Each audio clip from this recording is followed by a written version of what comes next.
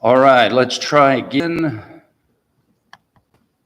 Testing 1, 2, 3. Computer check, computer check. Let's see. Can someone do me a favor and go, the ones that are in here, can y'all go to my YouTube channel, pull it up, and just see if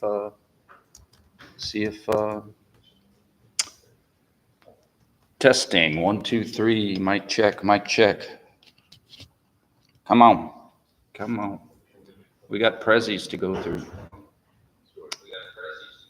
All right. They may just be messing with me. It's April 1st. No, it's going to be May. All right, let's roll. Let's roll. Prezzies.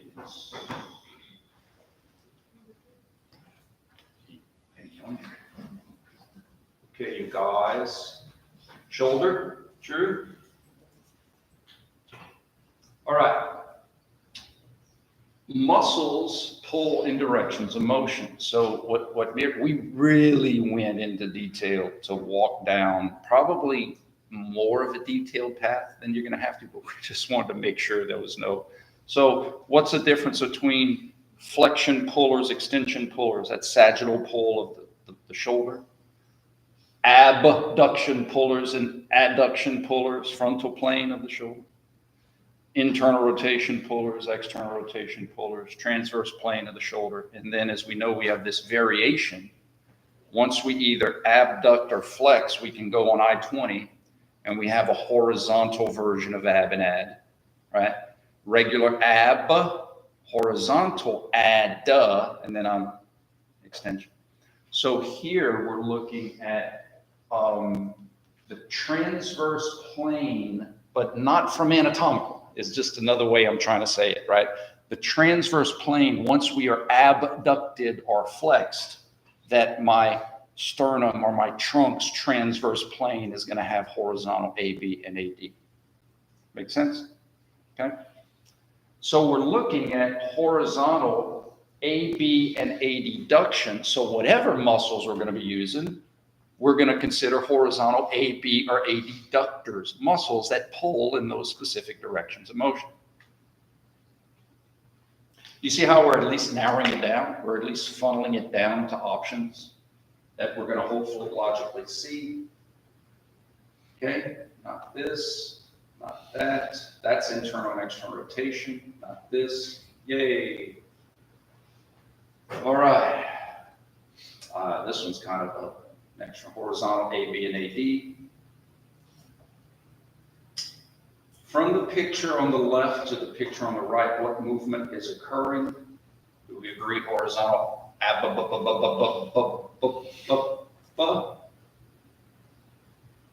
Here we go. Let's identify the agonists. During the exercise, what is gravity trying to do to the shoulders? It's not trying to horizontally abduct you. It's trying to horizontally adduct you, right? It's trying to bring your hands down. So wouldn't you need muscles that are trying to bring your hands apart? That's all I'm trying to teach you in this phase, is to see who you need by understanding why you need them. Gravity is trying to bring your hands together. If I use muscles that were pulling in the same direction of motion, I'd literally be slamming my hands together. Sometimes you want to do that, but probably not with dumbbells in your hands. See what I'm saying? Okay. So if gravity in this example as an external force is trying to horizontally adduct my shoulders, I would need shoulder abduction pullers, muscles that are trying to horizontally abduct my shoulders for this exercise. I would need shoulder horizontal abduction pullers. Who are those muscles? Who cares? We're going to go over them in biomechanics. It's to understand that I need muscles that pull that way, no matter what their names are. Timmy, Johnny, Sally, Bobby, posterior fibers of your deltoid, latissimus dorsi, teres major. Those are just names we give to muscles, but they don't infer what those names are doing. Just to say the name Bobby doesn't mean you know that Bobby is a fireman or Sally is a policewoman. But understanding these muscles based on groups of pull help us to understand what they're doing because we know why they're doing them. Then we give those names to those groups. Who is in those groups? Gravity is trying to horizontally adduct me. True? Let's click it and see what happens. Which agonistic group is being used? Not the same muscles that are trying to do horizontal add, but we need horizontal ab. Muscles that are pulling this way, muscles that are trying to pull my hands apart. This exercise, do we all agree, is working the same muscles, both bringing your hands apart and letting your hands go together. You wouldn't just relax and let gravity do it. And you also wouldn't use muscles that are pulling it together. It'd be the same muscles making you go up and letting you go down. Again, this is a big confusion because too many times in fitness, we say this movement, singular, but it's really two movements.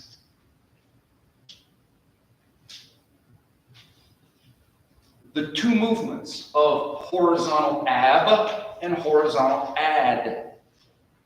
Same muscles, different movements because of different contractions. And again, that's what I'm trying to teach you guys. Contractions are typically confusing to students because all you've ever had is a definition of them. So we're trying to understand them so that you can apply them.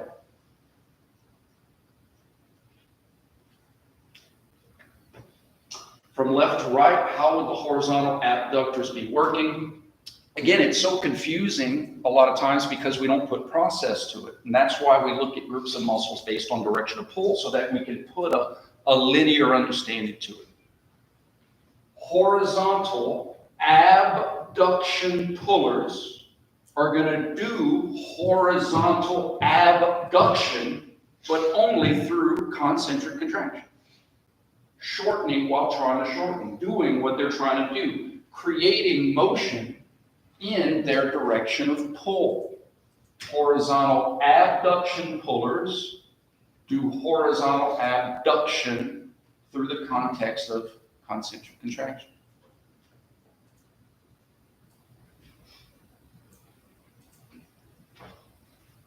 So let's see what this one would be from left to right. How would the horizontal abductors be working? Concentrically. True? Because the muscles pull match the motion. Yoink. Now from right to left, how would the horizontal abductors be working? Well, what motion do we observe? The motion would be horizontal adduction. That's the motion, that's the movement, right? Still working the same muscles. Because my students understand that just because we see a different motion doesn't mean it's different muscles. We do not associate motion with muscles. We have to have context. We don't want to ring the bell and salivate a wrong answer because we see horizontal adduction and some manual said that the pec does horizontal adduction. Not all the time. Is this kind of making sense? I don't need the pec in this exercise. If I use the pec, slam the weights together. Horizontal abductors still working. If I observe horizontal adduction, abduction pullers do adduction through eccentric contraction.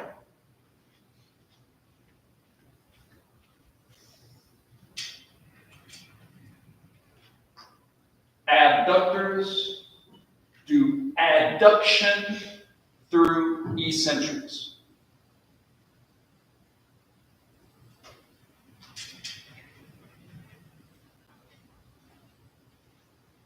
Holding that position.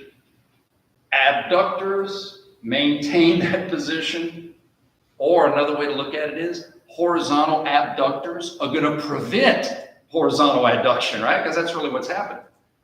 The elevator staying on that floor so that you can safely get off and on is just pulling up to prevent you from falling down. That's isometrics. Preventing motion.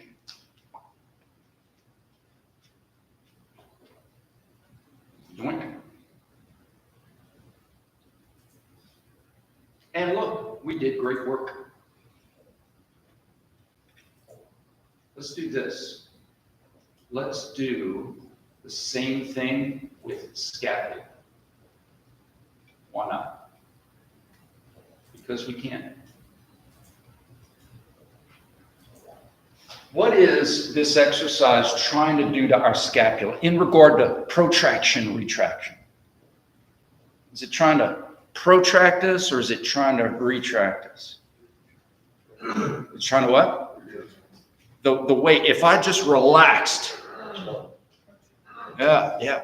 And I think it's a blessing and a curse of having external forces trying to move us and muscles trying to move us, because it can get confusing on, wait, are you asking about the external force or are you asking about the muscles?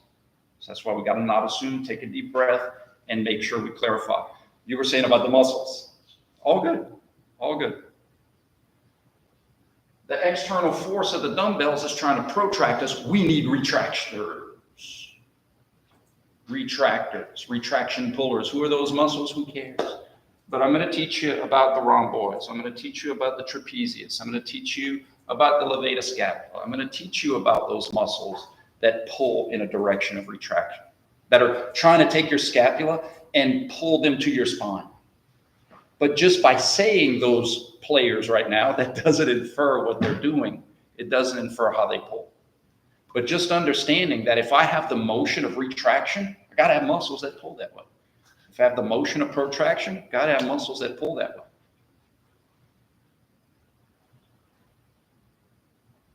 If I observe protraction, those retractors are going to have to work how?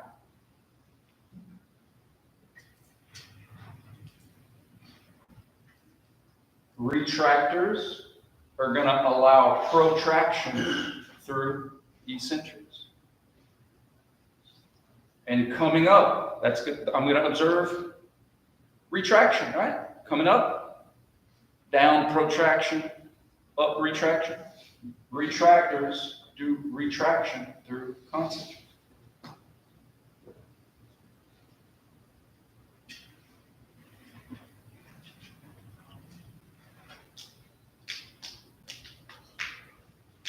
Was this helpful? Guys, contraction, one of the reasons physiological versions of work, instead of positive work, negative work, is because the names of these contractions are really all over the place. Like, think about how simple isometric means. Same length, right? That's cool. But what does a concentric mean? And what does an eccentric mean? That's weird. In fact, eccentrics is named because it's eccentric. It's different. It's not what you're expecting. Something pulling one way but letting motion happen in another, that's not expected. The elevator being responsible for motion going down while pulling up, that's weird. It's different. Concentric is just completing the circle. And I know muscles aren't necessarily angular, but when you think about making a circle, when you start on one end and you go around and you complete it, the muscle is just trying to complete, bring one end to the other, trying to complete its goal, its accomplishment of pulling.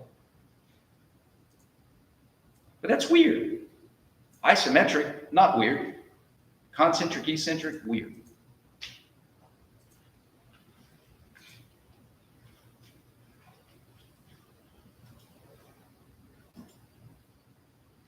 Okay, let's go back to our posted lecture from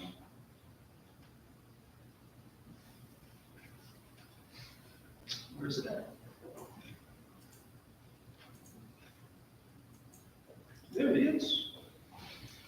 Let's make sure we do all these examples. All right, let's do something different. Is this a bench press?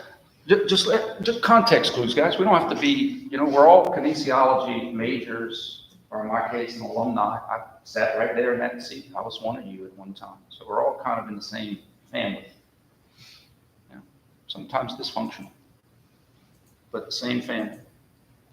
You don't have to have a PhD to see that that's not a bench press. There's no bench. He can't put, if he pushes on that bar, he's going to throw himself down to the ground, right? If he relaxes all of his muscles, isn't his body going to fall down? So we don't assume. We don't just assume that because he's in a specific position, it's a specific exercise. So let's analyze some external forces. What is gravity? Gravity pulling him down, and technically the bar pushing up on his fingers. What are both of those forces trying to do to his elbows, let's say? Absolutely. Yeah. We do a thought experiment. Relax. Whoa. He's going to do this, right? If the external forces are trying to extend his elbows, does he need extension pullers for this exercise? No. He would need flexion pullers. True? If he used extensors, he would literally push himself to the ground.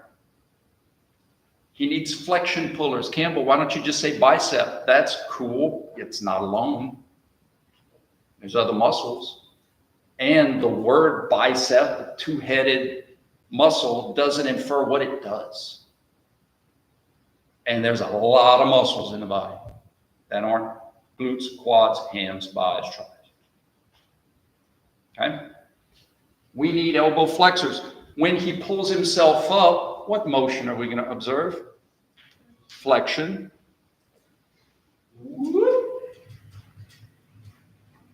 Elbow flexors are going to do elbow flexion through concentric contraction. When he lowers himself down, we're going to observe extension. True? When he lowers himself down, does that mean it's going to be tricep? No. But on the test, someone's going to put tricep. Someone's going to put extensors. And the reason they're going to do it is because they're going to say, but he had extension. External forces are trying to extend me. I need flexion pullers. I need flexors. Flexors are going to allow the extension through eccentrics, through eccentric contraction. A contraction that's weird, a contraction that's different, a contraction that's not what we expect. Something pulling in one direction, allowing motion in the other. Cool? If he maintains this position, that's my favorite one. Flexors of the elbow are going to maintain, or another way to look at it is flexors are going to prevent extension. Prevent, not allow it, but prevent it from happening because the external forces are trying to extend. Flexors prevent through isometrics. You want to do the shoulder? All right. Shoulder has a lot of combo movements. It's rare that you do this or this. Most of the time it's this. So how do we differentiate planes? Okay. So let's say we want to talk about the sagittal component of my shoulder agonist, flexors or extensors. If I want to say the frontal component of the shoulder muscles, abductors or adductors, that's how we differentiate. For this one, I'm going with sagittal because the movement will be mostly sagittal. Mostly.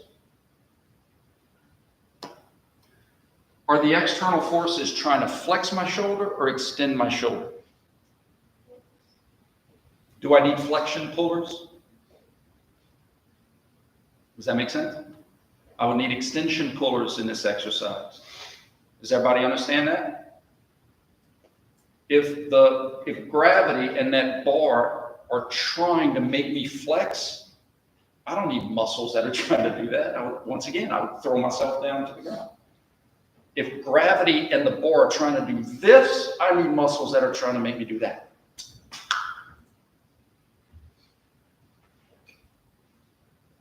I need extension pullers. So if he lowers himself down, what motion are we going to observe? He lowers himself down. What motion? Flexion. Extensors allow flexion through eccentrics. He pulls himself up. Extension. Extensors do extension through concentrics. Do you notice how we analyzed joint by joint? Guys, to me, that should be a comforting thing, not a confusing thing. Think about how many exercises involve a lot of different joints at one time. That's overwhelming. You just have to take it one step at a time. Let's see what's happening at the ankles. Let's see what's happening at the knees. Let's see what's happening at the hips. Let's see what's happening in the trunk. Let's see what's happening in the... You just have a separate conversation. You do not have to eat the apple in one bite.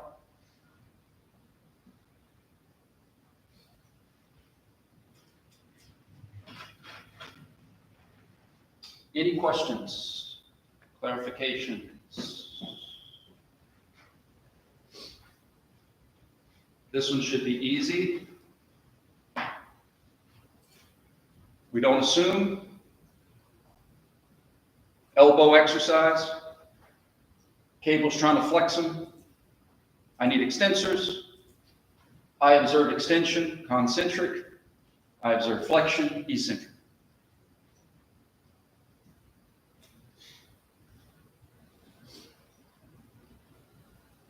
Does anybody need me to repeat any of that?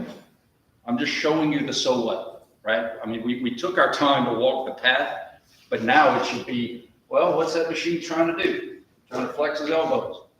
I don't need flexion pullers. I need extension pullers. Who are those muscles? We're going to learn them. All three heads of the tricep and the anconeus.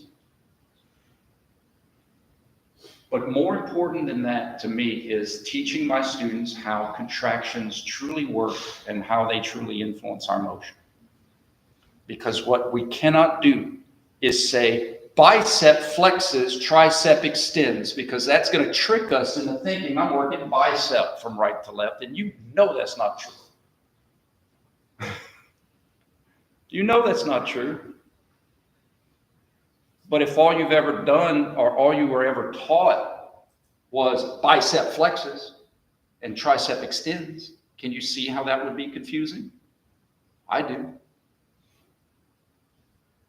Bicep always pulls in flexion. Tricep always pulls in extension. But they may not be responsible for either of those motions because we have to have context of contraction. I would have no problem with textbooks and manuals that would put context of contraction in it. So in other words, bicep flexes the elbow concentric. If they would say that, I'd be like, I got no problem with it. But it's only one scenario. You do a lot of isometrics, you do a lot of eccentrics. So you're only given 1/3 of the options of that muscle. Versus direction of pull as an understanding of how muscles work accounts for everything. My elbow extensors that pull in extension, they're pulling an extension from there to there. They're pulling an extension from there to there. They're pulling an extension there. They're pulling an extension there. They're pulling an extension when you get off. They always pull in that direction, but they do not always cause specific movements. Let me give an extreme example. How many of you work in a clinic or therapy clinic at all? Or, you know, if you're working on someone trying to stretch them or do range of motion or just movement, maybe you're doing an assessment, it's a passive range of motion. It means something else is doing the movement for you. So let's say I'm doing an evaluation on an athlete I had several years ago, and I'm checking their range of motion of flexion and extension of their elbow, and I'm like, relax, relax, relax. I'm doing the flexion and extension. I'm doing it. That doesn't mean their bicep was doing it. That doesn't mean their tricep was doing it. None of them were doing it. I was doing it.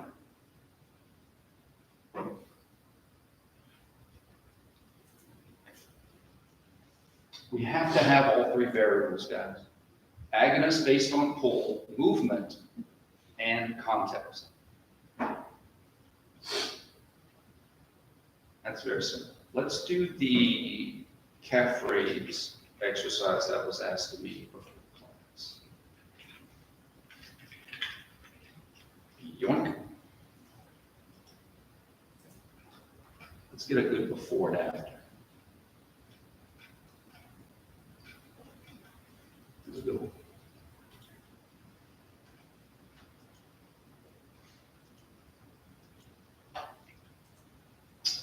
Where did I put it? Where did you go? Did you go here?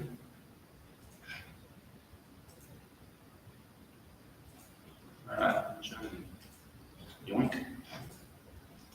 Yoink. Set this up.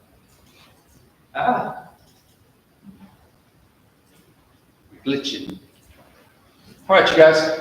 On the picture on the left, gravity's not trying to do anything, right? However, because I know, this is kind of a little cheat code, because I know gravity, well, indirectly, like in other words, like if I relax everything, maybe I'm going to dorsiflex because my knees are gonna flex and my hips are gonna flex. But shortcut right here, gravity's not trying to make me go up on my toes.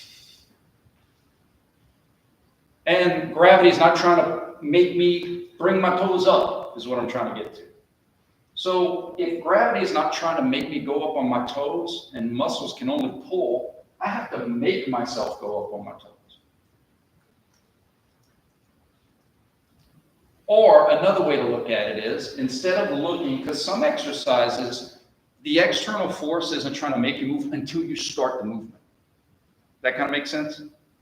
Like you got to start the exercise first, and then all of a sudden the external forces, it reveals what they're trying to do to you. So from here to there, wouldn't grounding gravity be trying to dorsiflexion? As soon as I come off the ground, up until my tippy toe top, grounding gravity is trying to make me come back down. And the motion of coming back down will be dorsiflexion. Gravity's trying to dorsiflex me. I don't need dorsiflexion pullers. I need plantar flexion pullers. Why don't we say calf? Because you've got a lot more than the calf. And we're going to need to know that, some of us, right? It's a lot of us.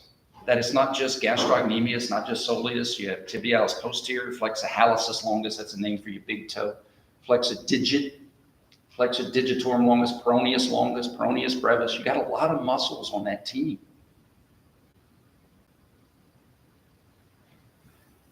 Plantar flexors. Well, let's identify concentric and eccentric. That should be easy, because all we got to do is match the motion with the muscles of their direction of pull. Plantar flexors, we're going to reverse engineer this example. In other words, I'm not even looking at it. I just know plantar flexors, when they're an agonist, are going to do plantar flexion through concentrics. And plantar flexors are going to allow dorsiflexion through eccentrics. That's all I know. So now that I remind myself what I know, I can come to this exercise and say, plantar flexors do plantar flexion through concentric. And plantar flexors allow dorsiflexion through eccentrics. Same muscles, different motion, different contraction. Same muscles, different motion, different contraction. Or a fancier way of saying it is same external forces, same agonists. The differences in the motions are not going to be because of differences in muscles, differences in contractions. Same external force, same agonists. Variations in motion because of variations in contraction.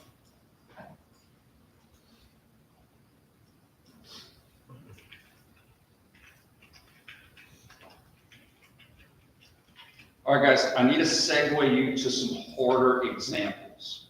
All right, we're going to do a lot more of these on Monday. Monday is going to be not exceptions to the concepts, but harder agonists to identify because of pelvic to trunk relationships and those kind of more illusionary movements of the body. Okay. So what I want us to do, we'll start off with these kind of tougher examples with isometrics.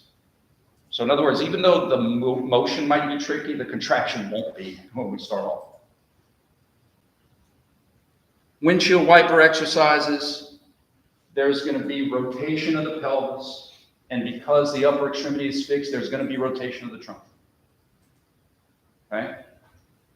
Gravity is trying to cause left transverse pelvis, but in so doing is also trying to cause right transverse trunk. Another way to look at it is gravity is trying to make his sternum look at his right hip. Does everybody understand that? And how does your sternum look to your right hip? With right transverse trunk. If gravity is trying to twist your trunk to the right, do you need right transverse trunk twisty pullers? No. You need left transverse trunk twisty pullers. It's weird, huh? But another way to look at it is cap and bottle. Left transverse pullers, or right external oblique, left internal oblique, left erector spinae, that's for biomechanics, are trying to bring my right rib to my left hip, but those same muscles are also trying to bring my left hip to my right rib. So that's what's happening here. It's not that you're trying to bring your rib to your hips, you're trying to bring your hips to your ribs. You need muscles that actually pull in the same direction as what the legs are in right now. Or think of it like this: if you attached a rope to the legs and pulled in the same direction as same direction as your muscles that you need, because gravity's trying to do this, you need muscles that do that. Wouldn't that line of pull be this way? Wouldn't that line of pull of what you need to pull on those feet to prevent gravity from doing this, wouldn't you want to pull this way? The muscles that run that way, right external, left internal, they're trying to do this. They're left transverse pullers of the trunk. This is another reason why my process of understanding agonist based on pull is going to help with this. Without understanding pull, you know what most clinicians and fitness people are going to say? Core. Because it's easy. And it covers everything. But there's going to be some times where we don't want to work certain muscles. If we're trying to fix imbalances, or if there's a strain, or if there's a contracture, or if there's a nerve issue, man, we need to not innervate the left internal oblique. Well, how does it pull? The left internal oblique, a trunk flexor, a left lateral, and a left transverse. Oh, I need to make sure we don't recruit it in those.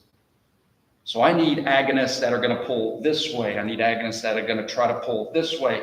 We're going to have to see who's working, because we understand why they're working. Trust me.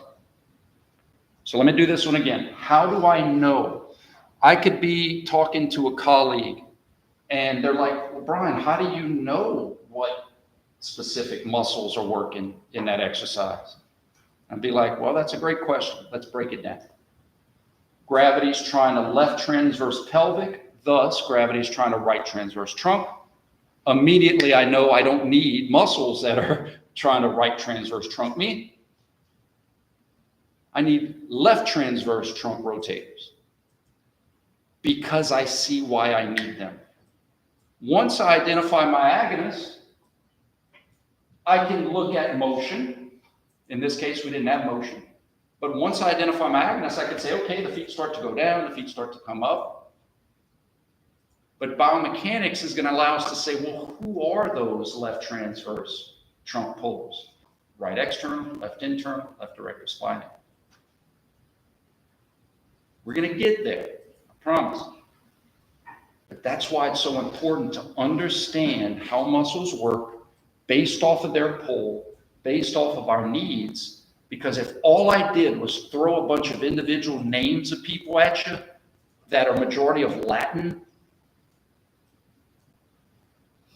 we lose track of who they are and why they're there.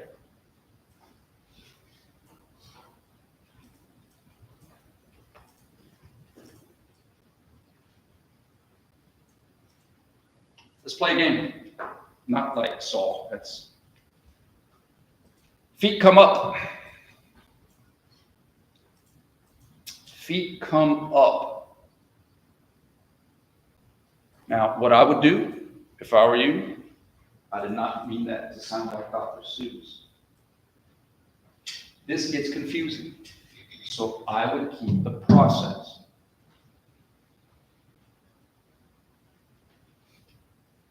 Gravity is trying to right, I need left.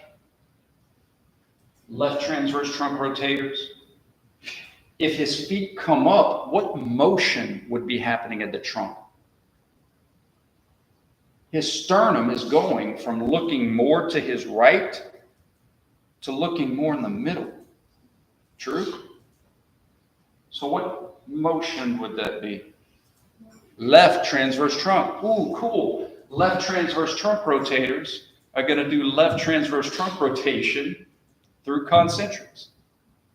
I'm going to have concentric contraction going up, which kind of makes sense because I'm moving in the opposite direction of gravity. But lowering it down right away, eccentrics. But to prove it, you could say left transverse trunk rotators are going to allow right transverse trunk rotation through eccentrics. Guys, even though the pelvis has a perspective, we don't say pelvic girdle rotators because they could be hip muscles. They could be trunk muscles. When it comes to the muscles, it's either hip or trunk. Remember spinning the basketball? It could be the ones at the bottom or it could be the ones at the top.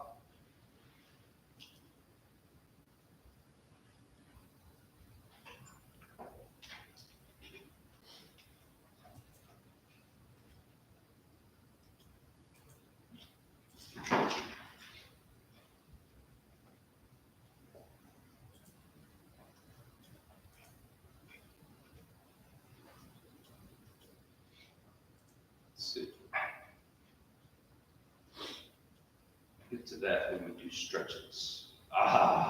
This is great. This is great. We'll end on this one, and we'll develop this more on Monday. Check this out. There is no rule that says that the external force has to be the same for a range of motion. So what I'm getting at is, if this person tips the feet over to the left, gravity's trying to right transverse trunk rotate.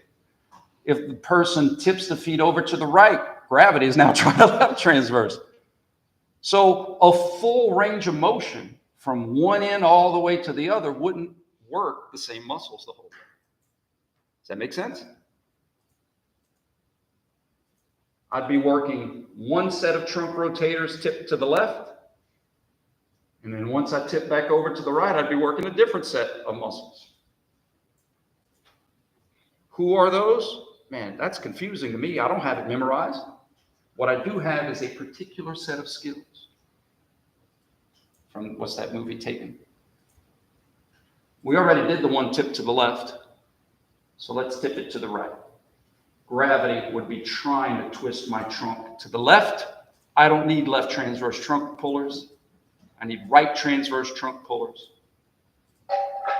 So if I observe left, if my right transverse trunk rotators are allowing left transverse trunk rotation, eccentric. If I bring it back up, concentric. Eccentric, concentric. Eccentric, concentric. Muscles influence motion through contraction. Cool? All right, let's put that cherry on top of this class, and we will see you Monday. Sorry for the sound issues, guys.